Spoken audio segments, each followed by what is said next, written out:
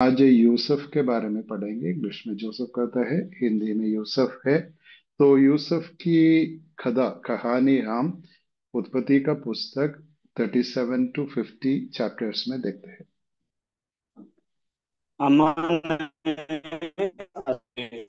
ମଙ୍ଗଳବାର ହେତୁ ଆଜି ଯୁବା ଲୋକମାନଙ୍କ ପାଇଁ ବାଇବଲ ଅଧ୍ୟୟନ ରହିବ। ତ ଆଜି ଆମେ ଯୋସେଫଙ୍କ କାହାଣୀ ବିଷୟରେ ଆମେ ଦେଖିବା, ଯାହାର କି 37 ରୁ 50 ଯାଏଁ ଯୋସେଫଙ୍କର କାହାଣୀ ଆମେ ବାଇବଲ ମଧ୍ୟରେ ଆଦି पुस्तकରେ ଦେଖିପାରିବା। और यूसुफ के बारे में इतने ज्यादा चैप्टर्स है, इसलिए वो एक महान व्यक्ति के जैसे बाइबल उनको मानता है। और वो बुक बहुत दुख अपने जीवन में उठाया था, लेकिन बहुत आशीष भी परमेश्वर की ओर से पाया व्यक्ति था। ଆଉ ବାଇବଲ ମଧ୍ୟରେ ଯୋସେଫଙ୍କ ବିଷୟରେ ଅ, ଅନେକ ବିଷୟ ଲେଖା ଅଛି।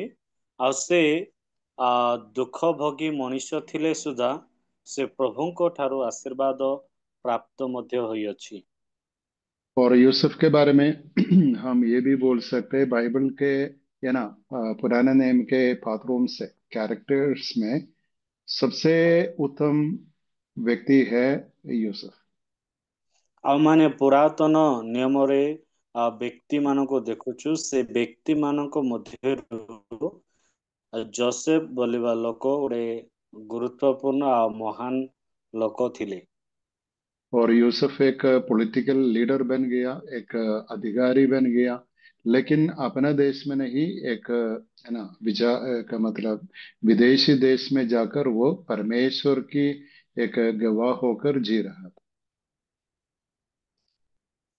ଆଉ ଯୋସେଫ ସେ ନିଜ ଦେଶରେ ନାହିଁ, ଅନ୍ୟ ଗୋଟେ ଦେଶରେ ସେ ଗୋଟେ ରାଜା ଭାବରେ କାମ କରିଅଛନ୍ତି।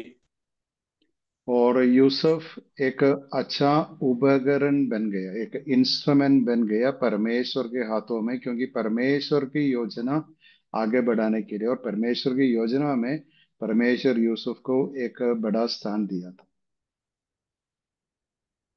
ଆଉ ପରମେଶ୍ୱରଙ୍କର ହସ୍ତରେ ଯୋସେଫଙ୍କ ଜୀବନକୁ ଯୋସେଫଙ୍କ ଜୀବନ ଦ୍ୱାରା କାର୍ଯ୍ୟ କରିବା ପାଇଁ ପ୍ରଭୁ ଗୋଟେ ଯୋସେଫ ଏକ ବାଦ୍ୟଯନ୍ତ୍ର ପ୍ରଭୁଙ୍କ ହସ୍ତରେ ନିର୍ମିତ ହେଲେ। और हम ये भी कहते हैं कि यूसुफ पुराना नेम में यीशु मसीह की छाया है, एक shadow of Christ in the old testament. ପୁରାତନ ନିୟମରେ ଯୋସେଫକୁ ଏ ପ୍ରକାର ମଧ୍ୟ କହିପାରିବା, ସେ ଯୀଶୁ ଖ୍ରୀଷ୍ଟଙ୍କ ଅ, ଗୋଟେ ଛାୟା ଅଟନ୍ତି। और इतना परिचय के बाद हम यूसुफ के लाइफ के बारे में देखेंगे। पूरी रीति में हम पढ़ने के लिए टाइम नहीं है, और पूरी बातें है ना विस्तार से देखने के लिए टाइम नहीं है, लेकिन अपना अपना बाइबल पढ़े, ये पूरी बातें उधर लिखी है। ଆଉ ଯୋସେଫଙ୍କ ବିଷୟରେ ସବୁ ବ୍ୟାଖ୍ୟା କରିବାର ଆମ ପାଖରେ ସମୟ ନାହିଁ, ମାତ୍ର ଆପଣଙ୍କ ପାଖରେ ବାଇବଲ ଅଛି, ଆପଣମାନେ ଯୋସେଫଙ୍କ ବିଷୟରେ ପଢିକି ଜାଣିପାରିବେ। तो 37 चैप्टर में, 37 चैप्टर में हम देखते हैं कि यूसुफ अपना पिता याकूब का लगभग 11 का मतलब 11th चाइल्ड था। उसके उसके लिए एक और छोटा भाई था। ଆଉ ଆମେ ଦେଖିପାରିବା 37 ଅଧ୍ୟାୟରେ 37ରେ କି ଜାକବଙ୍କର ଏ 11 ନମ୍ବର ପୁତ୍ର ଥିଲା ଯୋସେଫ, ତାପରେ ଗୋଟେ ଭାଇ और ଥିଲେ। यूसुफ की मादा का नाम रेचल राहेल राहेली थी। और उनका छोटा भाई का नाम बेन्यामीन था। ଆଉ ତାଙ୍କ ମାଙ୍କ ନାଁ ରେଚେଲ, ଆଉ ତାଙ୍କ ସାନ ଭାଇର ନାଁ ବେଞ୍ଜାମିନ था। लेकिन अपना पिता याकूब ने ये यूसुफ से ज्यादा है ना अपने हर संतानों से ज्यादा प्रेम किया, क्योंकि वो राहेल का सबसे पहलौठा था। ଆଉ ଜାକୁବ ଅ, ଅଧିକ ଯୋସେଫଙ୍କୁ ପ୍ରେମ କଲେ, କାହିଁକି ରାହେଲର एकमात्र पुत्र ଥିଲେ ଯୋସେଫ। और याकूब ने अपना प्रेम के कारण ये बेटा को एक स्पेशल ड्रेस दिया, एक मल्टी कलर है ना रंग बिरंग वस्त्र भी, उनके लिए स्पेशल वस्त्र भी दिया था। ଆଉ ଜାକୁବ ଯୋସେଫଙ୍କୁ ପ୍ରେମ କରିଥିବା ସକାଶେ ସେ ଅନେକ ପ୍ରକାର ବିରଙ୍ଗର ପ୍ରକାର ପୋଷାକ ମଧ୍ୟ तांको प्रदान କରିଥିଲେ।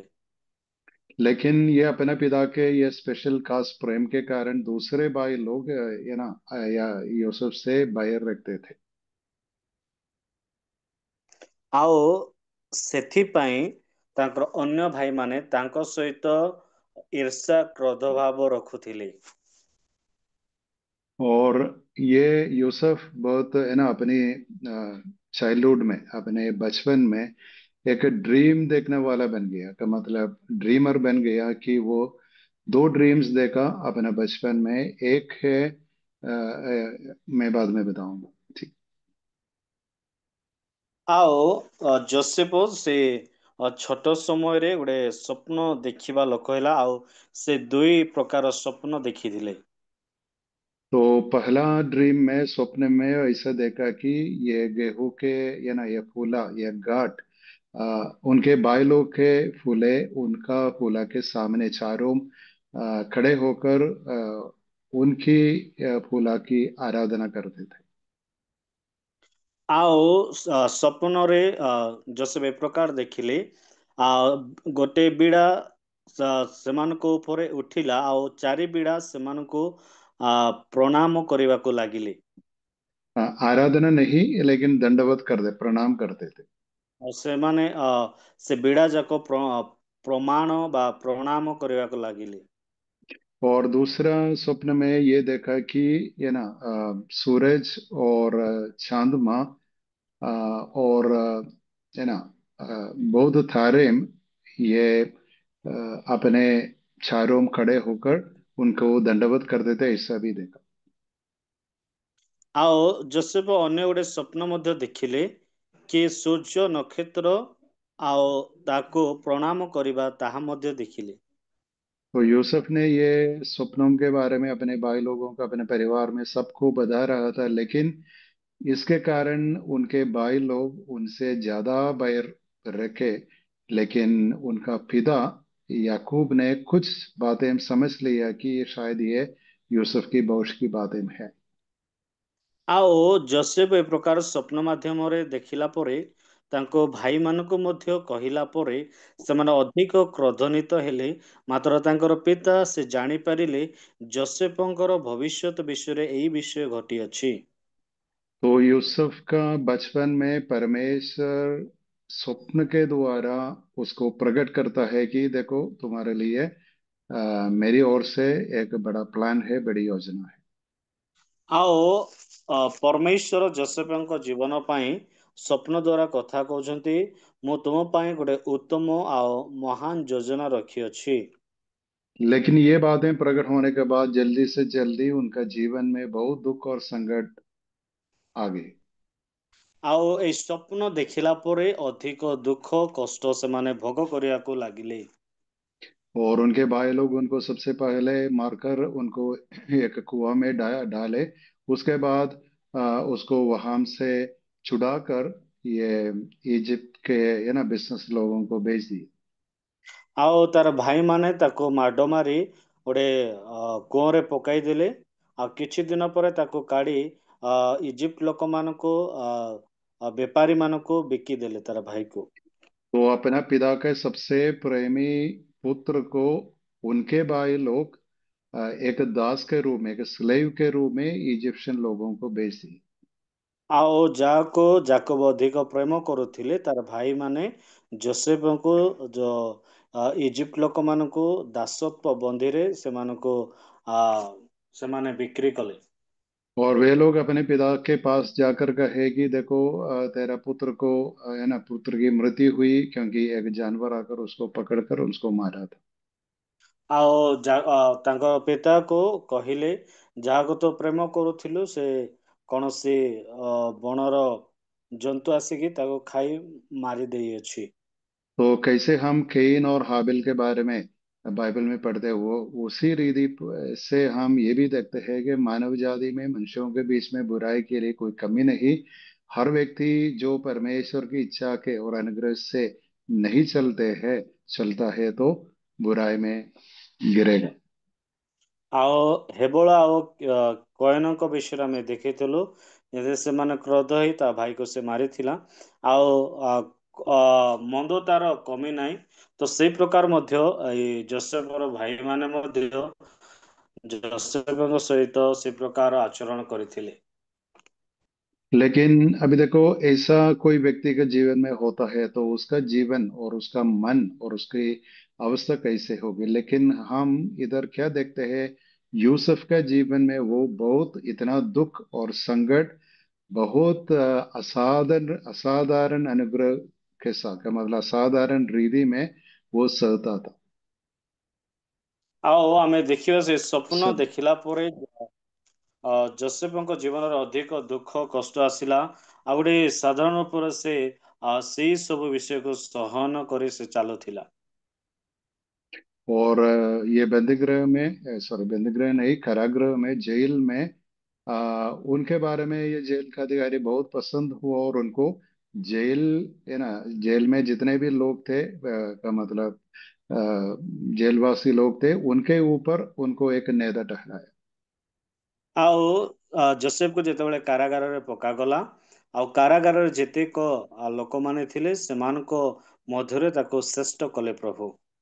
तो जेल के अंदर ऐसा लिखा है कि ये यूसुफ दूसरों की सेवा करता था और परमेश्वर उसके साथ साथ था। ଆଉ ଯୋସେଫ ସେ କାରାଗାର ଲୋକମାନଙ୍କ ମଧ୍ୟରେ ସେବା କରୁଥିଲେ ଆଉ ପରମେଶ୍ୱର ତାଙ୍କ ସହିତ ଥିଲେ। तो परमेश्वर का अनुग्रह के द्वारा हम क्या क्या कर सकते हैं, इस विषय में यूसुफ हमारे लिए एक बड़ा आदर्श है। परमेश्वर के अनुग्रह के द्वारा हम दुख और संकट के ऊपर, है ना, विजयी हो सकते हैं। और बीमारी के बीच में भी हो संकट और जो कुछ होते हैं हमारे लिए, तो उनका मन में पूर्ण विश्वास था और भरोसा था कि मेरे लिए एक ईश्वर है, सब कुछ जो हो रहे हैं उनकी इच्छा और उनकी योजना के अनुसार हो रहा है। ଆଉ ଆମେ ଦେଖିପାରିବା ପରମେଶ୍ୱରଙ୍କର ଅନୁଗ୍ରହ ଦ୍ୱାରା ଆମେ କଣ କଣ କରିପାରୁଛୁ। ସେ ଏବେ ସେ ଅ, ଅଧିକ ଦୁଃଖ କଷ୍ଟ ଜର କାଇଳାରେ ଗଲେ ମଧ୍ୟ ସେ ଜାଣିଥିଲା ମୋର ଜଣେ ପରମେଶ୍ୱର ଅଟନ୍ତି, ସେ ମୋତେ ସବୁ ବିଷୟରୁ ପାରିକି ନେଇଯିବେ। तो फिर हम देखते हैं कि पहले यूसुफ स्वप्न देखने वाला था, लेकिन वो स्वप्न व्याख्या करना, इंटरप्रेट करना वाला बन जाता है। ଆଉ ଯୋସେଫ କେବଳ ଦର୍ଶନ ଦେଖିବା ଲୋକ ନାହିଁ, ସେଇ ଦର୍ଶନ ଅର୍ଥ କହିବା ଲୋକ ମଧ୍ୟ ପ୍ରଭୁ ତାକୁ ତିଆରି कले। तो जेल के अंदर दो लोगों के स्वप्नों को यूसुफ, है ना, व्याख्या करते हैं। पहले एक पिलानहारा का मतलब कप बेरर का स्वप्न को वो इंटरप्रेट करता है। ଆଉ ଜେଲ ମଧ୍ୟରେ ଗୋଟେ ଲୋକର ସ୍ୱପ୍ନକ ମଧ୍ୟ ସେ ତାର ଅର୍ଥ ମଧ୍ୟ ସେମାନଙ୍କୁ କହିଥିଲା।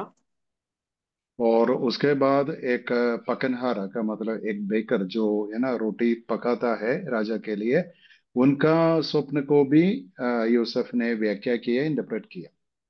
ଆଉ ଯୋସେଫ ଆଉ ଯିଏ ରାଜ ଦରବାରରେ ସେମାନେ ରୋଷେଇ କାମ କରନ୍ତି ତାଙ୍କର ମଧ୍ୟ ଦର୍ଶନକୁ ସେ ଅର୍ଥ ସେମାନଙ୍କୁ ବୁଝାଇ ଦେଇଥିଲା। तो हम ये समझना है कौन ये लोगों को स्वप्न देख रहा था, आई मीन स्वप्न देता था।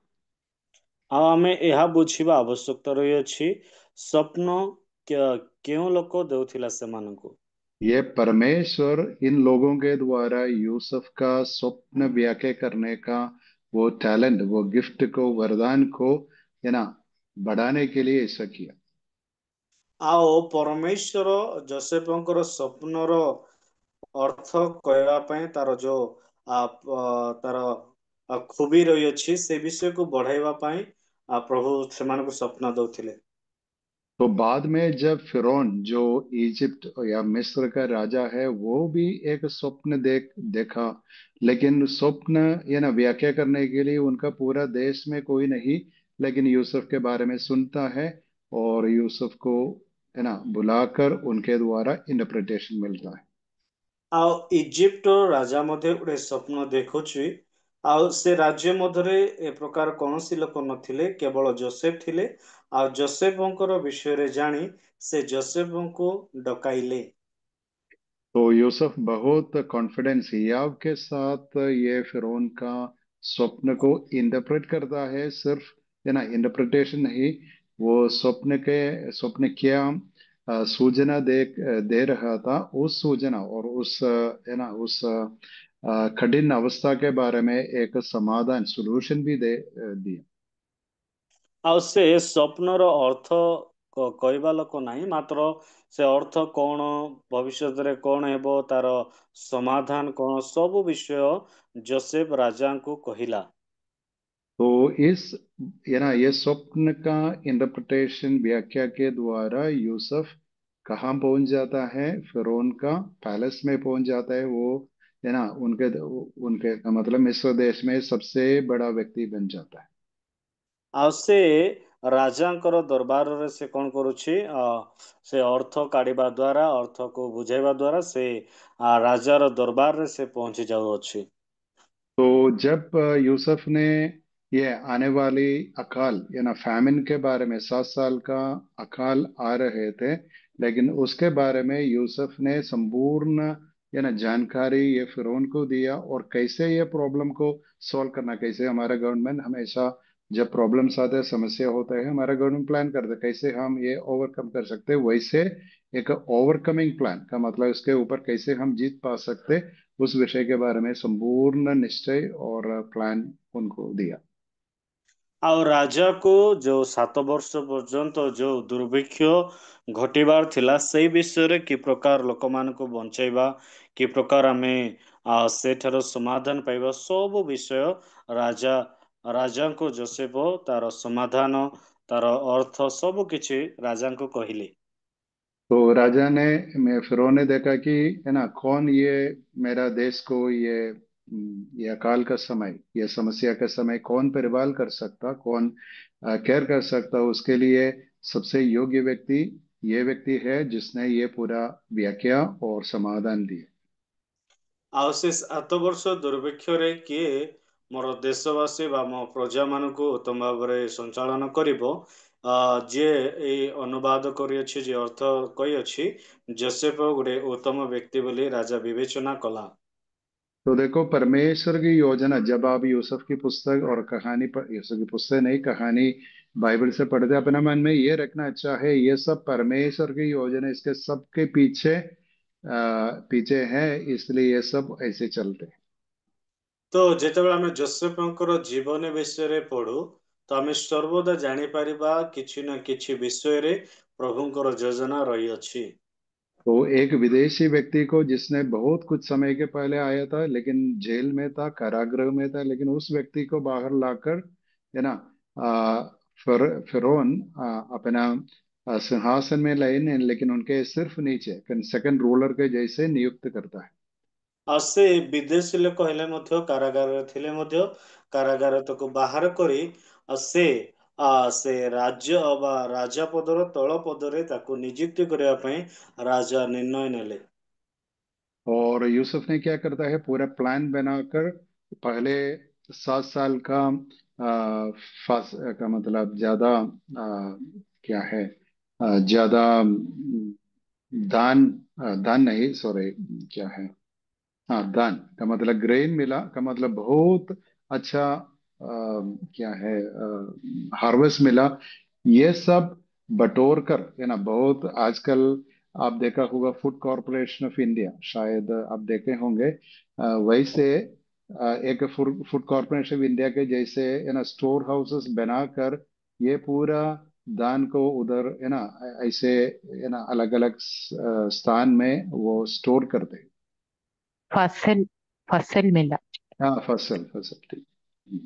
बहुत बड़ा ଆଉ फसल मिला, इसलिए उस फसल का ये ना ये ज्यादा एक्सेस ग्रेन को पूरे स्टोर हाउसेस में बटोर कर पूरा प्लान बनाया। ଆଉ ଯୋସେଫ ସେ 7 ବର୍ଷ ଦୁର୍ଭିକ୍ଷ ଆସିବା ପୂର୍ବେ ସେ ଧାନ, ଗହମ ସବୁକୁ ସେ ଉତ୍ତମ ଭାବରେ ସଂଗ୍ରହ କରି ସେ ଗୋଟେ ଗୋଦାମ ମାନଙ୍କରେ ରଖିଲେ, କାହିଁକି ଆଗାମୀ ଦିନ ମାନଙ୍କରେ ଯୋଉ ଦୁର୍ଭିକ୍ଷ ହେବ ସେଥିରୁ ବଞ୍ଚିବା ପାଇଁ ସେ ସ୍ଥାନେ ସ୍ଥାନେ ଗୋଦାମ କଲେ। ଆଉ ଧାନ, ମାଣ୍ଡିଆ ସବୁ କିଛି ସେ ଷ୍ଟୋର କରି ବା ଏକ ଜାଗାରେ ରଖିଲେ। तो उनके मन में क्या था, 7 साल का ज्यादा फसल है, लेकिन उसके बाद अकाल का समय कुछ नहीं, दान का मतलब दान कुछ नहीं मिल जाएगा, क्योंकि पूरा रेन नहीं है, लेकिन पूरा अकाल है। इसलिए ये आने वाले 7 साल के लिए पूरा पूरा प्लान और पूरा स्टोरेज रेडी था। ଆଉ ଏଇ 7 ବର୍ଷ ଆମ ମାନଙ୍କ ପାଖରେ ଅଛି, ତାପରେ ଦୁର୍ଭିକ୍ଷର ସମୟ ହେବ। ତ ସେ ଯୋସେଫ ଉତ୍ତମ ଜ୍ଞାନ ପ୍ରୟୋଗ କରି ସବୁ ବିଷୟ ସେ ଗୋଟେ ଜାଗାରେ ସଂଗଠନ ସୁରକ୍ଷା ଭାବରେ ରଖି ତାପରେ ସେମାନେ ଆଗକୁ ବଢୁଛନ୍ତି। हमारे लिए एक सबसे बड़ा प्रॉब्लम विश्वासियों के बीच में है, हम बाइबल नहीं पढ़ते, क्योंकि बाइबल पुराना नहीं पढ़ना बहुत इजी है, क्योंकि बहुत सिंपल कहानी हम है। लेकिन इस कहानी में हम ऐसे देखते हैं कि कैसे, है ना, इतना बुद्धिमान करके यूसुफ सब कुछ करते हैं, कि मतलब दान सिर्फ स्टोर करना नहीं, वो दान सेलिंग बेचता था, और उसके द्वारा इजिप्ट का फिरौन को बहुत बड़ा धनी बनाया। ଆଉ କେବଳ ଯୋସେଫ ସବୁ ବିଷୟକୁ ସଂରକ୍ଷଣ ବୋଲେ ଏକାଠି କଲେ ନାହିଁ, ମାତ୍ର ସେ ଧାନ ମାଣ୍ଡିଆକୁ ବିକିବା ଦ୍ୱାରା ସେ ରାଜାଙ୍କୁ ବହୁତ ଲାଭଦାୟକ ହେଲା। और सिर्फ ये मिस्र देश में नहीं, लेकिन उसके चारों कितने छोटे छोटे राज्यों थे, देशों थे, वहां भी अकाल था। इसलिए वहां के लोग ये सुनकर, देखो मिस्र में दान है, ग्रेन है, हम उधर जाकर खरीदेंगे, ऐसे बोलकर उनके देश से इधर आकर दान खरीद कर वापस जाते। ଆଉ ସେଇ ଜାଗାର ଛୋଟ ଛୋଟ ରାଜ୍ୟ ବା ଦେଶୀୟ ଲୋକମାନେ ବି ଶୁଣି, ଯିବା ସେ ଦେଶରେ ଧାନ ଅଛି, ଆମେ କିଣିକି ଖାଇବା ବୋଲି ସେମାନେ ଆସୁଥିଲେ। तो हम देखते हैं कि याकूब अपने घराने में, है ना, ये दान की कमी होने के कारण अपने बेटों को, पुत्रों को भेजता है कि देखो मिस्र देश में दान है, ग्रेन है, उधर जाकर खरीद करो, ऐसे बोलकर अपने पुत्रों को मिस्र देश में भेजता है। लेकिन वो नहीं जानते हैं कि मिस्र देश का सबसे दूसरा सेकंड अधिकारी कौन है, वो अपना बेटा यूसुफ है। ଆଉ ଯାକୁବଙ୍କର ଘରେ ମଧ୍ୟ ଖାଇବା ପାଇଁ ଅଭାବ ହେବା ଦ୍ୱାରା ତାଙ୍କର ପୁଅମାନଙ୍କୁ ତମେ ମିଶ୍ର ଦେଶରେ ଯାଅ, ସେ ଦେଶରେ ଅ, ଚାଉଳ ଗହମ ମିଳୁଛି, ସେ ଦେଶରୁ କିଣିକି ଆଣ ବୋଲି ତାଙ୍କ ବାପା ପଠାଉଛି। ମାତ୍ର ସେଇ ଦେଶର ଦ୍ୱିତୀୟ ରାଜା ହେଉଛନ୍ତି ତାଙ୍କର ପ୍ରିୟ ପୁତ୍ର ଯୋସେଫ। अभी याकूब की कहानी का सबसे बड़ा क्लाइमैक्स यह है, जब उनके, है ना, भाई लोग जिन्होंने उनके जीवन में इतना परेशानी और संकट लाए थे, वे लोग उनके सामने ये दान खरीद करने के लिए आए। ଏ ଗୋଟେ ଗୋଟେ ଆଚମ୍ବିତ କରିବା ଗୋଟେ ବିଷୟ ଅଟେ। ଯେତେବେଳେ ଏଇ ଭାଇମାନେ କିଣିବାକୁ ଯାଉଛନ୍ତି, ତ ସେଇ ସମୟରେ ସେ ରାଜା ଭାବରେ ସେ ଜାଗାରେ ବିକ୍ରି କରିବା ପାଇଁ ବସିଅଛି।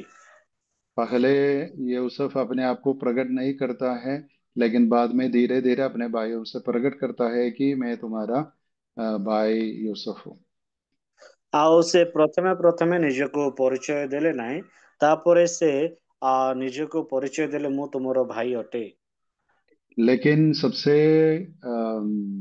महत्वपूर्ण बात है, यूसुफ अपने भाइयों के विरुद्ध, है ना, वैराग्य में और बाहर में कुछ नहीं करता है, उनको पूरी क्षमा दिखाकर उनको, है ना, क्योंकि वो अधिकारी था, कुछ भी कर सकता, लेकिन कुछ नहीं करता है, अपने भाइयों से बहुत प्रेम और बहुत प्यार से वो व्यवहार करता। ଆଉ ଯୋସେଫ କେବେ ମଧ୍ୟ ତାଙ୍କର ଭାଇମାନଙ୍କୁ କ୍ରୋଧାନ୍ୱିତ ହେଇନାହାନ୍ତି, ସେ କ୍ଷମା କରିଛନ୍ତି। ସେ ରାଜା ହେବା ସକାଶେ କୌଣସି ପ୍ରକାର ସେମାନଙ୍କୁ ଦଣ୍ଡିତ କରିପାରିଥାନ୍ତେ, ମାତ୍ର କୌଣସି ପ୍ରକାର ଦଣ୍ଡ ଦେଲେ ନାହିଁ। ପ୍ରେମରେ ସେମାନଙ୍କୁ ଆଦର ସମ୍ମାନ ଦେଲେ। तो यूसुफ की कहानी में यहाँ तक हम नहीं समझते क्यों परमेश्वर यूसुफ को इतना कठिन परीक्षा में कठिन दुखों के बीच में ले गया, क्योंकि इस समय के लिए, क्योंकि यूसुफ अपने भाइयों से कहता है, देखो मेरा पिता और पूरे घराने के परिवार लोगों सबको इधर लाए, क्योंकि इधर हम रहेंगे, क्योंकि इधर, है ना, ज्यादा समृद्धि है, ज्यादा सब कुछ है, तो उधर रहने की जरूरत नहीं, मेरे साथ ही रहना है। ଆଉ କାହିଁକି ପ୍ରଭୁ ଯୋସେଫଙ୍କ ଜୀବନରେ ଏତେ କଷ୍ଟ ଦେଇଥିଲେ? କାହିଁକି ଏଇ ସମୟରେ ତାକୁ ରାଜତ୍ୱ କରିବାର ଥିଲା। ଆଉ ତାପରେ ସେ ଭାଇମାନେ କହୁଛନ୍ତି ସେ ଦେଶକୁ ରୁହ ନାହିଁ, ମୋ ପାଖକୁ ଆସ। ଏଇ ଦେଶରେ ଆଉ ଗୋଟେ ଉନ୍ନତ ବିଷୟ ଅଛି, ଏଇ ଦେଶରେ ଭଲ ବିଷୟ ଅଛି, ତମେ ଏଇ ଜାଗାକୁ ପଳାଇ ଆସ।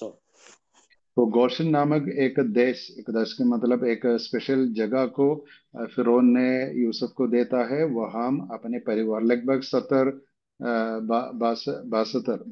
बहत्तर लोग, मतलब 72 लोग आए थे। ये पूरे लोग गोशन में वास करते थे, क्योंकि वे है ना, अभी देखो वहां ये लोग मिस का मतलब मिक्स नहीं करते थे, लेकिन फिरौन के लोग ये मिस्र लोग से अलग होकर अपने सेपरेट जगह में रहते थे। ଆଉ ସେ ଗସକ ନାମକ ଜଣେ ଦେଶରେ ସେମାନେ 77 ଜଣ ରହୁଥିଲେ। ଆଉ ସେମାନେ ମିଶ୍ରର ଅନ୍ୟ ଜାତିର ଲୋକ ଥିଲେ, ତ ସେମାନେ ସେ ଜାଗାରେ ବାସ କରୁଥିଲେ। अभी देखो वास्तव में उस समय मिस्र, इजिप्ट बहुत बड़ा और पावरफुल देश था, लेकिन वहां के लोगों के बीच में ये लोगों के, हम ऐसे बोल सकते हैं हिब्री और इब्री लोग हैं, क्योंकि अब्राहम की संतान है। लेकिन क्यों ये लोग मिस नहीं मिक्स किया? क्योंकि वे जानते थे हम परमेश्वर के बुलाए गए लोग हैं, हम पवित्र लोग हैं, दूसरों के साथ मिक्स नहीं कर सकते, क्योंकि उसके द्वारा क्या होता है, हमारे मूल और हमारी आराधना और हमारी भक्ति और हमारे विश्वास बिगड़ जाएंगे। ଆଉ ମିଶ୍ରୀୟ ଲୋକମାନଙ୍କ ସହିତ ଏମାନେ ମିଶୁ ନଥିଲେ, କାହିଁକି ଏମାନେ ଅବ୍ରାହ୍ମଙ୍କର ବଂଶଗତରୁ ଆସୁଥିଲେ। ତ ଯେତେବେଳେ ଆମେ ସେମାନଙ୍କ ସହିତ ମିଶିବା, ଆମମାନଙ୍କର ଆରାଧନା, ଆମମାନଙ୍କର ପ୍ରଶଂସା ଭିନ୍ନ ହେବ ବୋଲିକି ସେମାନେ ମିଶ୍ରୀୟ ଲୋକମାନଙ୍କ ସହିତ ମେଳ ମିଳାପ ନଥିଲା। तो बस कुछ साल के बाद याकूब पहले मर जाता है, उसके बाद कुछ साल के बाद यूसुफ भी मर जाते हैं। ଆଉ ସେ କିଛି ସମୟ ପରେ ଯାକୁବ ମୃତ୍ୟୁବରଣ କରୁଛନ୍ତି, ତାପରେ ଯୋସେଫ ମଧ୍ୟ ମରି ଯାଉଛନ୍ତି। लेकिन हम क्या देखते हैं, यूसुफ अपनी मृत्यु के पहले, है ना, ये याकूब को इस्राएल देश में ले जाकर वहां गाड़ा दिया, का मतलब बरियल दिया। लेकिन यूसुफ को बरियल मिस्र देश में ही हुआ। ଆଉ ଯାକୋବ ଯେତେବେଳେ ମରିଗଲେ, ସେ ତାଙ୍କର ଶବକୁ ମିଶ୍ର ଦେଶରେ ହିଁ କବର ଦିଆଗଲା। ଆଉ ଯେତେବେଳେ ଯୋସେଫ ମଧ୍ୟ ମରିଲେ, ସେ ମିଶ୍ର ଦେଶରେ ହିଁ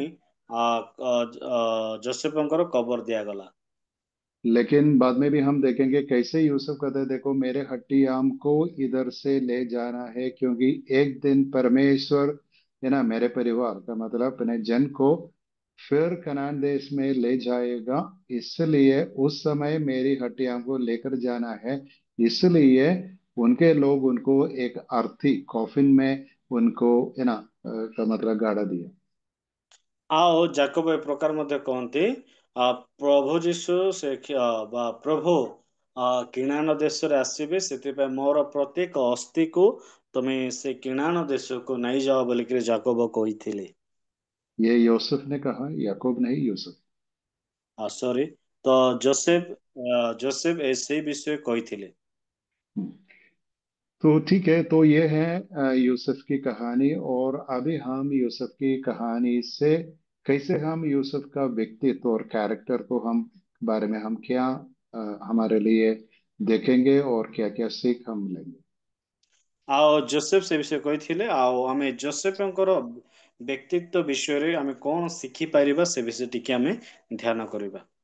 तो अभी देखो कोई भी कहानी का मतलब खास करके पुराने नियम से हम पढ़ते हैं, शायद कई बार हम ऐसे करते हैं, हम इतना उस कैरेक्टर पर, अब्राहम भी हो, दाऊद भी हो, यूसुफ और याकूब और अब्राहम कोई भी हो, उस व्यक्तित्व को हम इतना प्रशंसा करते हैं, लेकिन हम भूल जाते हैं कि बाइबल के सबसे महत्वपूर्ण कैरेक्टर कौन है? वो ईश्वर है, हमारा परमेश्वर है। ଆଉ ଆମେ ଅବ୍ରାହମ, ଯାକୋବ, ଯୋସେଫ ଅନେକଙ୍କ ଲୋକ ବିଷୟ ଦେଖିଲା ପରେ ଆମେ ଅଧିକ ଆନନ୍ଦିତ ହେଇଯାଉ। ଆମେ ଗୋଟେ ବିଷୟ ଭୁଲି ଯାଉ, ମାତ୍ର ସବୁର ଅ, ପରିଚାଳନାକାରୀ ହେଉଛନ୍ତି ଈଶ୍ୱର। तो बाइबल किसकी कहानी है? परमेश्वर की कहानी है, यीशु मसीह की कहानी है। लेकिन उसमें जो दूसरे लोग आते हैं, अब्राहम, दाऊद, है ना, ये सब लोग, ये मुख्य पात्र का, है ना, अधीन लोग हैं। का मतलब ये परमेश्वर तैयार किए कैरेक्टर्स है।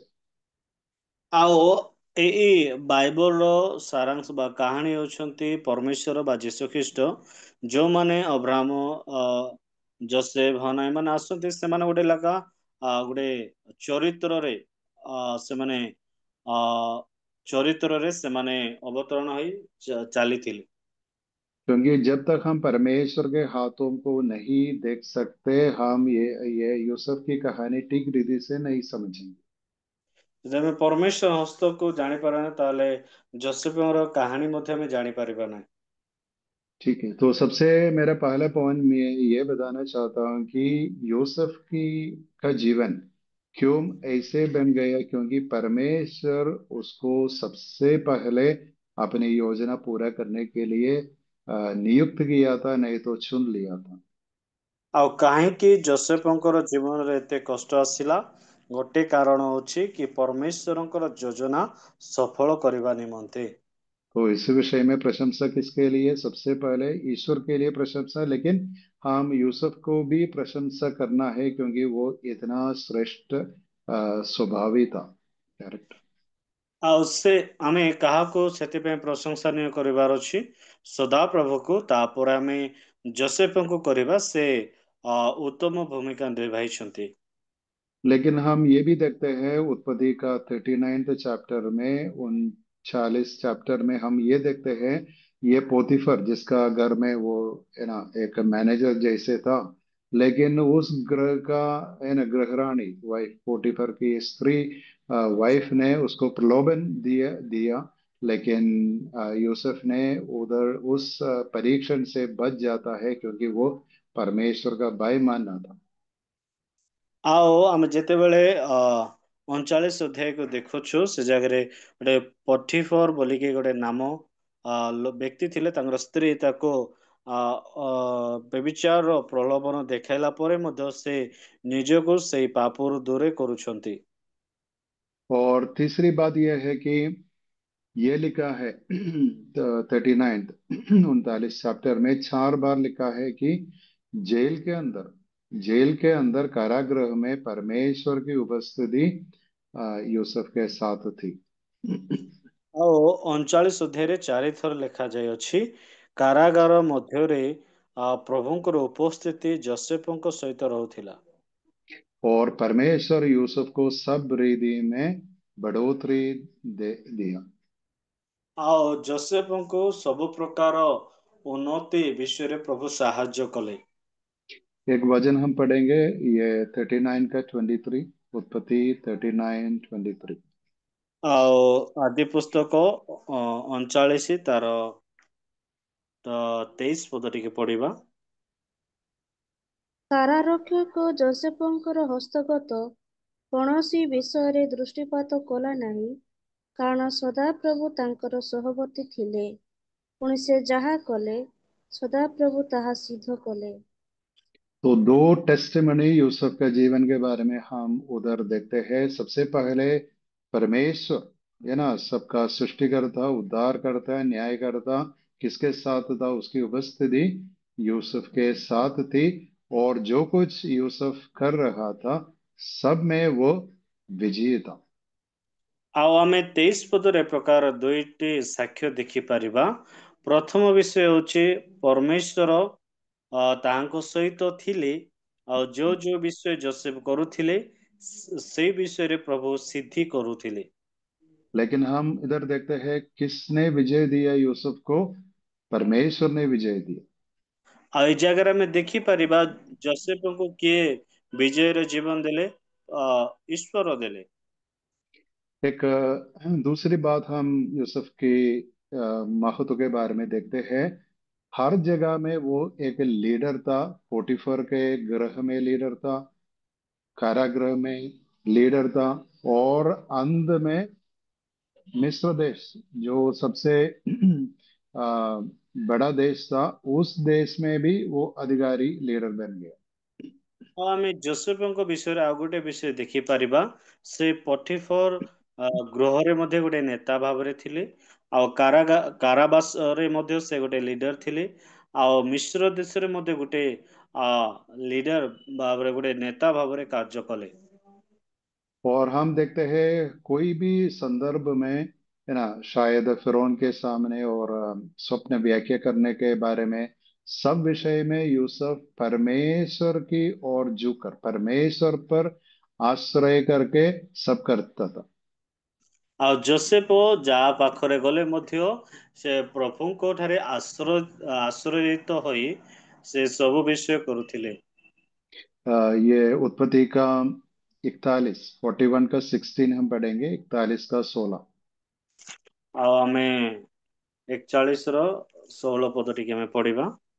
ତହିଁରେ ଯୋସେଫ କହିଲେ, ତାହା ମୋର ଆୟତ୍ତ ନୁହେଁ, ମାତ୍ର ପରମେଶ୍ୱର ଫାରୋଙ୍କୁ ମାଙ୍ଗଲିକ ଉତ୍ତର ଦେବେ। अभी देखो हम क्या देखते हैं आजकल, है ना, ईश्वर के प्रतिनिधि करके लीडर से, आत्मिक लीडर से, लेकिन अपने आप को प्रकट करता है, अपने आप को बढ़ाता है। लेकिन इधर यूसुफ क्या कहता है, मेरा प्रभु परमेश्वर, है ना, फिरौन तेरे लिए उतर देगा। ଆଉ ଏଇ ଜାଗାରେ ଆମେ ଦେଖିବା ଅନେକ ଆତ୍ମିକ ଲିଡର ମାନେ ଅଛନ୍ତି, ସେମାନେ ନିଜକୁ ଦେଖାଇ ହୁଅନ୍ତି, ମାତ୍ର ଯୋସେଫ ଏ ଜାଗାରେ କହୁଛନ୍ତି ଆ, ସେ ଫାରୋଙ୍କୁ ମାଙ୍ଗଳିକ ଭାବରେ ଉତ୍ତର ଦେବେ। और दूसरे एक बात हम देखते हैं, यूसुफ को परमेश्वर ने एक स्पेशल वरदान दिया, कैसे मैं पहले बताया था। वाक्य, स्वप्न को व्याख्या करने के लिए एक स्पेशल गिफ्ट दी। ଆଉ ପରମେଶ୍ୱର ଯୋସେଫଙ୍କୁ ଗୋଟେ ଦାନ ଦେଇଥିଲେ, ସେ ଅର୍ଥର ସ୍ୱପ୍ନର ଅର୍ଥ କହିବାର ଦାନ ଦେଇଥିଲେ। और मिस्र के जैसे एक बड़ा देश का, है ना, का मतलब एडमिनिस्टर, शासन करने के लिए ज्ञान, और ये अकाल का समय में कैसे इस देश को, और चारेम कितने देश है, ये सब देशों को परिपालन करने के लिए उतना तक ज्ञान, बुद्धि, सामर्थ्य परमेश्वर ने यूसुफ को दिया। ଆଉ ମିଶ୍ର ଦେଶ ଏଡେ ବଡ ହେଲେ ସୁଦ୍ଧା ତାକୁ ପ୍ରଭୁ ଚଳାଇବା ପାଇଁ ବୁଦ୍ଧି ଜ୍ଞାନ ଦେଲେ। ଆଉ 7 ବର୍ଷ କାଳରେ ମଧ୍ୟ କି ପ୍ରକାର ଆମେ ସମାଧାନ ଖୋଜିବା, କି ପ୍ରକାର ଖାଦ୍ୟ ଆମେ ଏକାଠି କରିବା, ସବୁ ବିଷୟରେ ବୁଦ୍ଧି ଜ୍ଞାନରେ ଆଉ ସାମର୍ଥ୍ୟରେ ଯୋସେଫଙ୍କୁ परिपूर्ण कले प्रभु। और क्रूस में, अपना क्रूस में मृत्यु के सिर्फ पहले यीशु मसीह हमें ऐसे सिखाया, अपने शत्रुओं से हम, है ना, क्षमा देना है, शत्रुओं को क्षमा देना चाहिए। लेकिन हाँ, यूसुफ के जीवन में ये देखते हैं, वो अपने भाई लोग जिन्होंने उनके जीवन में इतना परेशानी और संकट लाए थे, उनको क्षमा देता है। ଆଉ ଆମେ ଯୀଶୁଙ୍କର ମୃତ୍ୟୁ ପୂର୍ବେ ଗୋଟେ ବିଷୟ ଦେଖୁ, ସେ କହୁଛନ୍ତି ମାନେ କଣ କର, ପ୍ରତ୍ୟେକ ଲୋକଙ୍କୁ କ୍ଷମା କର। ଆଉ ଯୋସେଫଙ୍କ ଜୀବନରେ ମଧ୍ୟ ସେ କ୍ଷମାର ଆତ୍ମାକୁ ଦେଖି ପାରୁଛୁ, କି ତାଙ୍କର ଭାଇମାନଙ୍କୁ କୌଣସି କ୍ରୋଧାନ୍ୱିତ ନ ହୋଇ ସେ तो କ୍ଷମା ଦେଲେ। 45 का 7 और 8 हम पढ़ेंगे, 45 का 7 और 8 वचन। ଆଉ 45 ର 7 ଆଉ 8 ପଦ ପଢିବା। ଏଣୁକରି କରି ପରମେଶ୍ୱର ପୃଥିବୀରେ ତୁମ୍ଭମାନଙ୍କୁ ଅବଶିଷ୍ଟାଂଶ ରୂପେ ରକ୍ଷା କରିବାକୁ ଓ ମହା ଉଦ୍ଧାର ଉପଲକ୍ଷରେ ତୁମ୍ଭମାନଙ୍କୁ ପ୍ରାଣରେ ବଞ୍ଚାଇବାକୁ ତୁମ୍ଭମାନଙ୍କ ଆଗେ ମତେ ପଠାଇଅଛନ୍ତି। ଏ ନିମନ୍ତେ ତୁମ୍ଭେମାନେ ଯେ ମତେ ଏ ସ୍ଥାନକୁ ପଠାଇଅଛ, ତାହା ନୁହେଁ, ପରମେଶ୍ୱର ପଠାଇଅଛନ୍ତି। ପୁଣି ସେ ମତେ ଫାରୋଙ୍କର ପିତା ଓ ତାଙ୍କ ଗୃହର ପ୍ରଭୁ ଓ ସମସ୍ତ ମିଶ୍ର ଦେଶର କର୍ତ୍ତା କରିଅଛନ୍ତି। तो देखो, यूसुफ का जीवन में वो समझता है, मेरा जीवन में क्यों इसे इसे हुआ, क्योंकि परमेश्वर तुम लोगों को बचाने के लिए सबसे पहले मुझे इधर भेजा, लेकिन भेजने के लिए रास्ता और मार्ग थोड़ा कठिन था। ଆଉ ପ୍ରଭୁ ମତେ କାହିଁକି ସେ ପ୍ରକାର କଲେ, କାହିଁକି ମତେ ତୁମ ପାଖରେ ଆସିବାର ଥିଲା, ମାତ୍ର ତୁମ ପାଖରେ ଆସିବା ପାଇଁ ମୋର ପଥ ଅଧିକ କଠିନ ଆଉ କଷ୍ଟ ଥିଲା। और इसलिए हम अपने जीवन के बारे में देखना है, जो कुछ मेरे जीवन में है, उस संदर्भ और उस परेशानी, समस्या, बीमारी, जो कुछ भी हो, उन बातों के द्वारा परमेश्वर हमें चलाएगा, ये परमेश्वर का अधिकार और सर्वाधिकार में और सर्वज्ञान में होता है। इसलिए जो विश्वासी है उनके लिए पूर्ण शांति की संपूर्ण साध्यता अपने मन में है। ଆଉ ଆମେ ସବୁବେଳେ ଆଶା ରଖିବା କି ପ୍ରଭୁ ଯାହା ମଧ୍ୟ କରନ୍ତି ଉତ୍ତମ କରନ୍ତି, ଆଉ ତାହାଠାରେ ଆଶ୍ରିତ ହୋଇ ଆମେ ପୂର୍ଣ୍ଣ ବିଶ୍ୱାସ ସହିତ ବିଶ୍ୱାସ କରିବା ଆବଶ୍ୟକତା ରହିଅଛି। तो जो हम पहले पढ़े 45 का 7 and 8 का मतलब 45 का 7 और 8 वचन बहुत प्रमुख है। यूसुफ की बहुत प्रमुख बात है। वैसे उत्पत्ति का 50 का 20 50 का 20 वर्स भी बहुत इम्पोर्टेंट है। ଆ, 50ର 20 20 20 ପଦ ପଢିବା। ତୁମ୍ଭେମାନେ ମୋ ବିରୁଦ୍ଧରେ ମନ୍ଦ କଳ୍ପନା କରିଥିଲେ, ପ୍ରଣାମ, ମାତ୍ର ପରମେଶ୍ୱର ତାହା ମଙ୍ଗଳର କଳ୍ପନା କଲେ। ଏବେ ଯେପରି ଦେଖୁଅଛ, ସେପରି ଅନେକ ଲୋକଙ୍କର ପ୍ରାଣ ରକ୍ଷା କରିବାକୁ ତାହାଙ୍କର ଅଭିପ୍ରାୟ ଥିଲା। तो देखो कैसे हाँ यूसुफ है ना बुराई को देखता है। कैसे हम बुराई के बारे में देखना है जो तुम लोग मेरे विरुद्ध किए, लेकिन परमेश्वर कैसे इस बुराई को भलाई बनाया, ये देखकर है ना यूसुफ आनंद करता। ଆଉ ଯୋସେଫ କହୁଛନ୍ତି ମୋ ବିରୁଦ୍ଧରେ ମନ୍ଦ କଳ୍ପନା କରିଥିଲେ, ମାତ୍ର ପରମେଶ୍ୱର ତାହାକୁ ମଙ୍ଗଳର କଳ୍ପନା କଲେ।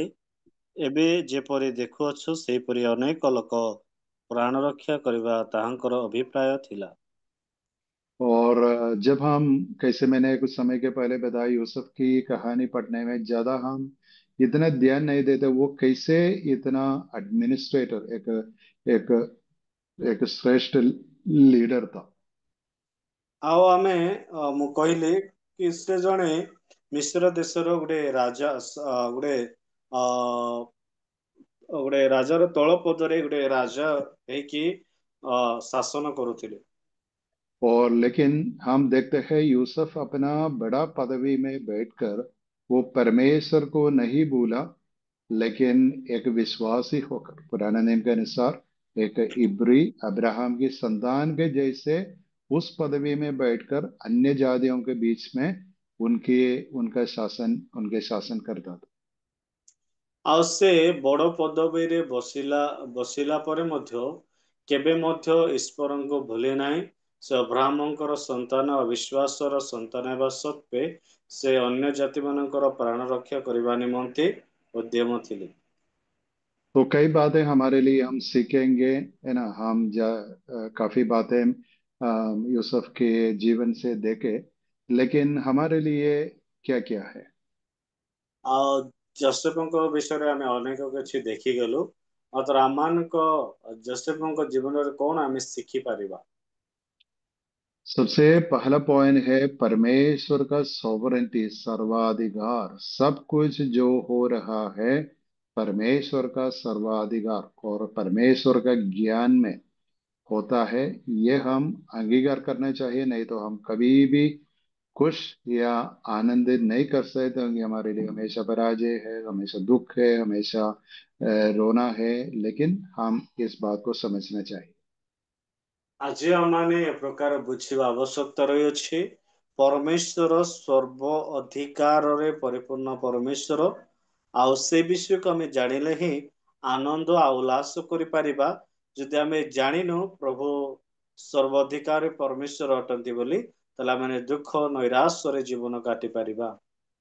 शायद हम सोचेंगे हमारे लिए क्या रोल है, लेकिन यूसुफ के लिए इतना बड़ा रोल दिया परमेश्वर, लेकिन हमारे लिए परमेश्वर के राज्य में यीशु मसीह का राजदूत होने के लिए उतना तक अधिकार हमारे लिए दिया। ଆଉ ଆମେ ଭାବିପାରିବା କି ଯୋସେଫଙ୍କ ଜୀବନରେ ଗୋଟେ ବଡ ବଡ ଭୂମିକା ସେ ଲିଭାଇଲେ, ମାତ୍ର ପରମେଶ୍ୱରଙ୍କର ରାଜ୍ୟରେ, ଖ୍ରୀଷ୍ଟଙ୍କର ରାଜ୍ୟରେ କଣ ଆମର ଭୂମିକା ରହିଅଛି? ସ୍ୱର୍ଗର ଦୂତ ପରି ଆମମାନଙ୍କୁ ଭୂମିକା ଲିଭାଇବା ପାଇଁ ପ୍ରଭୁ ଅଧିକାର ଦେଇଅଛନ୍ତି। और यूसुफ की भक्ति और विश्वास हमारे लिए बहुत बड़े आदर्श का विषय है।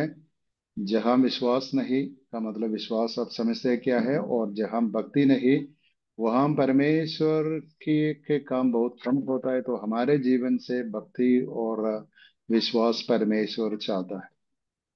ଆମମାନଙ୍କର ଜୀବନରେ ବିଶ୍ୱାସ ଆଉ ଭକ୍ତି ରହିବା ଆବଶ୍ୟକତା ରହିଅଛି। ଯେଉଁ ଜାଗାରେ ବିଶ୍ୱାସ ନାହିଁ, ଭକ୍ତି ନାହିଁ, ସେ ଜାଗାରେ ପରମେଶ୍ୱର କୌଣସି ପ୍ରକାର କାର୍ଯ୍ୟ କରିପାରିବେ ନାହିଁ। और देखो, बाइबल में कोई अच्छा कैरेक्टर नहीं है जो विश्वास योग्य नहीं है। हम विश्वास योग्य है तो परमेश्वर हमें इस्तेमाल करेगा अपनी योजना के अनुसार, अपनी इच्छा के अनुसार। ये हम यूसुफ का जीवन से देखते हैं। ଆଉ ଯୋସେଫଙ୍କ ଜୀବନ ଏ ପ୍ରକାର ଆମେ ଜାଣିପାରିବା, ଯଦି ଗୋଟେ ଲୋକ ବିଶ୍ୱାସରେ ବଞ୍ଚୁଥିବ ତାହେଲେ ପ୍ରଭୁ ତାକୁ ନିଶ୍ଚିତ ଭାବରେ ବ୍ୟବହାର କରିବେ ଆଉ ତାକୁ ବ୍ୟବହାର କରିବେ। और यूसुफ जवान लोगों के लिए बड़ा आदर्श है, क्योंकि अभी देखो संसार में क्या हो रहा है। जवान लोग, है ना, जवान भी नहीं, बच्चे भी 10 साल के ऊपर, उससे पहले भी, है ना, बहुत बुराई में गिरते हैं। लेकिन यूसुफ अपनी जवानी में, है ना, ये सेक्सुअल सिंस के ऊपर विजय पाया। तो हर जवान के लिए एक चैलेंज है, एक आदर्श है यूसुफ का जीवन। ଆଉ ଯୋସେଫ ଗୋଟେ ଯୁବା ଲୋକ ଥିଲେ, ଆଉ ଯୁବା ଲୋକ ମାନଙ୍କ ପାଇଁ ଗୋଟେ ଆଦର୍ଶର ଜୀବନ କାଟିଛନ୍ତି। ଆଉ ସେ ଆଜି ଆମେ ଦେଖିପାରିବା 10 ବର୍ଷର ଉର୍ଦ୍ଧ୍ୱ ବା କମ ଲୋକ ମଧ୍ୟ ଅନେକ ବ୍ୟଭିଚାରରେ ଲିପ୍ତ ଅଛନ୍ତି। ମାତ୍ର ଯୋସେଫ ସେ ବ୍ୟଭିଚାର ପାପରୁ ସେ ପଳାୟନ କରିଥିଲେ। सिर्फ सेक्सुअल सिंस के बारे में नहीं, लेकिन हम देखते हैं अल्कोहल है, सिगरेट है ना, स्मोकिंग है, और ड्रग्स है, और सेक्स है। ये सब विषय में कितने जवान लोग, है ना, मर नहीं जाते, लेकिन वास्तव में नहीं मर नहीं जाते, लेकिन उनके जीवन में वो मृत्यु में ज्यादा पहले जल्दी से जल्दी गिर जाते हैं। ଆମେ ଦେଖିପାରିବା ଯୋସେଫ ଯୋଉ ସେ ମଦ୍ୟପାନ, ଧୂମ୍ରପାନ କୌଣସି ପ୍ରକାର ବିଷୟ ମଧ୍ୟ ସେ କରୁନଥିଲା। ମାତ୍ର ଆଜିର ଡେଟରେ ଅନେକ ଲୋକ ସେ ପ୍ରକାର କରନ୍ତି ଆଉ ବୟସ ନ ହଉଣୁ ସେମାନେ ମୃତ୍ୟୁବରଣ କରନ୍ତି।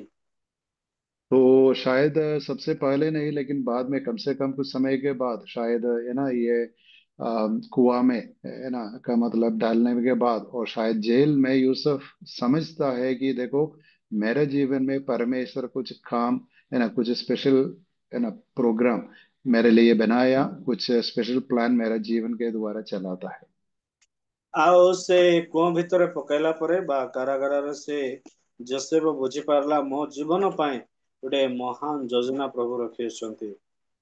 और है ना, अपने विरुद्ध जो भाई लोग विरोध किए, लेकिन फिर भी उन लोगों को भी अपना पारिवारिक लोग के जैसे, अपने भाई लोग ऐसे पूरी रीति में यूसुफ मानते हैं। ये भी हमारे लिए आज एक एक आदर्श है। हम दूसरे लोगों की कमियों को, बुराई नहीं, इसका मतलब हम पाप नहीं करना है, लेकिन दूसरे लोगों की कमी और दुर्बलताओं को हम सह लेना चाहिए।